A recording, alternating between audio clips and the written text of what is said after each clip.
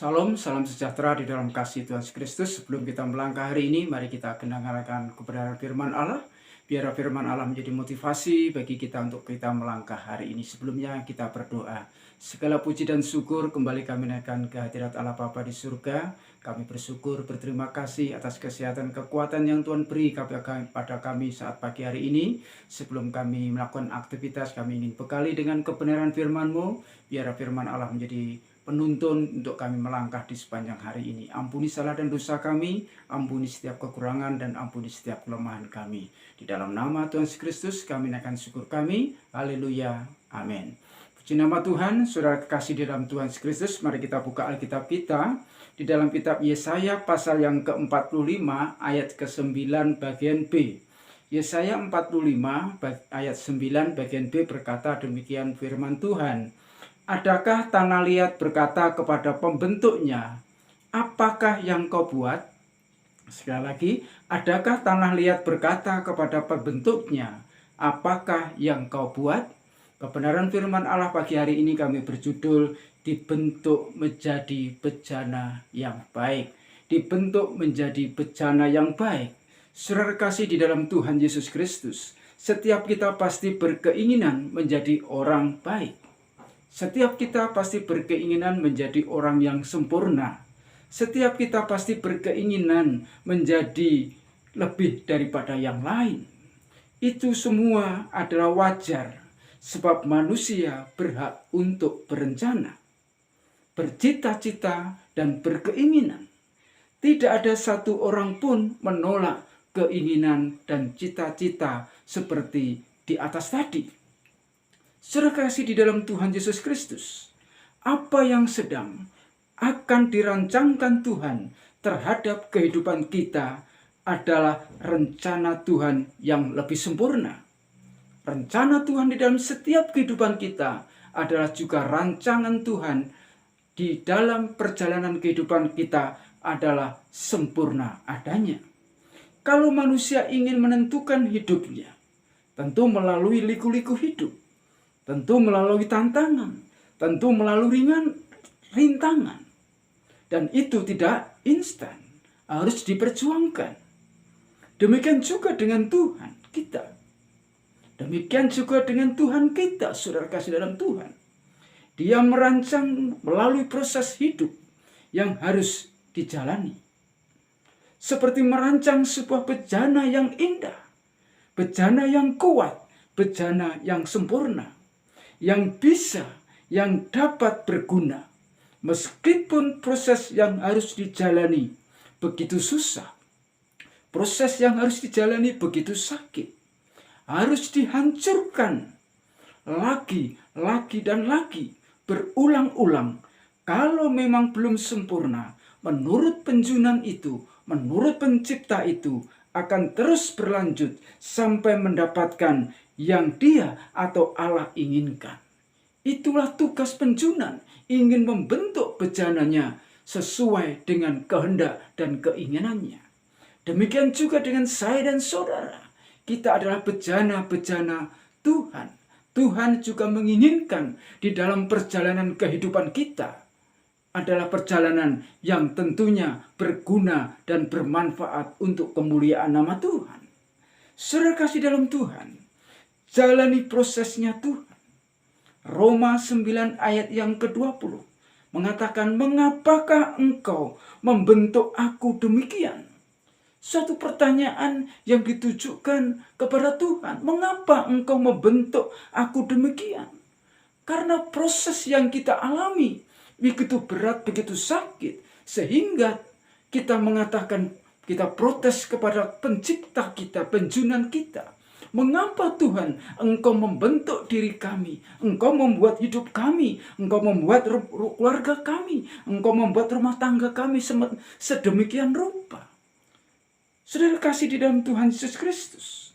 Rencana Tuhan di dalam setiap kehidupan kita sebagai bejana-bejananya Tuhan. Bukan rancangan yang jahat. Kalau kita sadar bahwa kita adalah kepunyaan Allah, apakah tukang priok tidak mempunyai hak atas tanah yang akan dibentuknya? Tukang priok itu bisa menggunakan membuat satu gumpal tanah untuk dipakai beberapa tujuan. Itu haknya daripada sang penjunan, sang pembuat.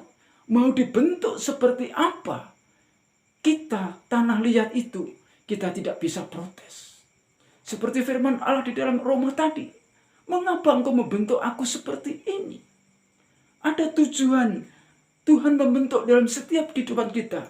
Ada tujuan yang kurang mulia, ada tujuan yang mulia, ada tujuan yang sangat mulia.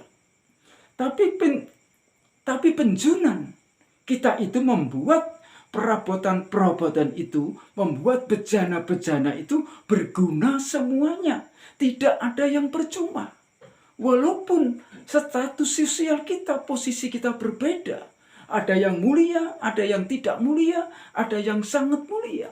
Tetapi Tuhan membuat itu tidak percuma, dan Tuhan membuat bejana hidup saya dan saudara itu ada gunanya. Demikian kita semua. Tuhan mencipta kita adalah berguna. Jangan sesali kita jadi apa, mengapa kita begini dan begini. Tuhan lebih tahu cara menangani ciptaannya yang rusak. Tuhan amat sanggup mengubah yang tidak guna menjadi berguna. Saudara kekasih di dalam Tuhan Yesus Kristus, apa tujuan memproses bejana hidup kita demikian? Mengapa Tuhan membentuk bejana kehidupan kita? Mengapa Tuhan membiarkan kita diproses mengalami suatu hal-hal yang seakan-akan kita sakit, kita menjerit menghadapi segala sesuatunya ini? Ingat saudara kekasih di dalam Tuhan, 2 Timotius pasal yang kedua, ayat yang ke-21 mengatakan, ia akan menjadi perabot rumah untuk maksud yang mulia. Ia dikuduskan, dipandang layak untuk dipakai tuannya. Sekali lagi, ia akan menjadi perabot rumah untuk maksud yang mulia. Ia dikuduskan, dipandang layak untuk dipakai tuannya. Itu artinya Tuhan sang penjunan akan memakai hidup kita.